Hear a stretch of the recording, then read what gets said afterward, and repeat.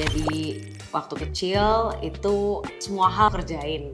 Kalau ambisius itu interpretasinya adalah Artis Maudy Ayunda tengah ramai dibicarakan warganet karena dikabarkan telah melangsungkan pernikahan pada Minggu 22 Mei 2022 hari ini. Meski belum ada konfirmasi dari pihak Maudy Ayunda secara resmi, namun rekan-rekan artis seolah membenarkan kabar bahagia itu. Dilansir dari Instagram, @Maudy Ayunda mengunggah beberapa potret Maudy Ayunda bersama seorang pria yang belum diketahui siapa identitasnya. Rekam Maudy Ayunda, Didit Maulana yang seorang fashion designer juga memberikan selamat. Ia membocorkan apabila suami Maudy Ayunda berinisial J.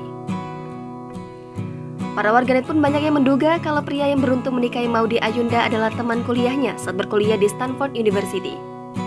Hal itu juga senada dengan postingan Maudy Ayunda yang mengaku akan hidup selamanya bersama sang sahabat. Namun sayang, Maudy Ayunda masih menyembunyikan wajah dari lelaki beruntung tersebut. Lebih lanjut, banyak warganet yang menduga kalau sosok pria dalam postingan terbaru Maudy Ayunda adalah Jess Choi. Potret Jess Choi di akun Instagram miliknya pun dinilai mirip dengan pria di postingan Instagram Maudy Ayunda.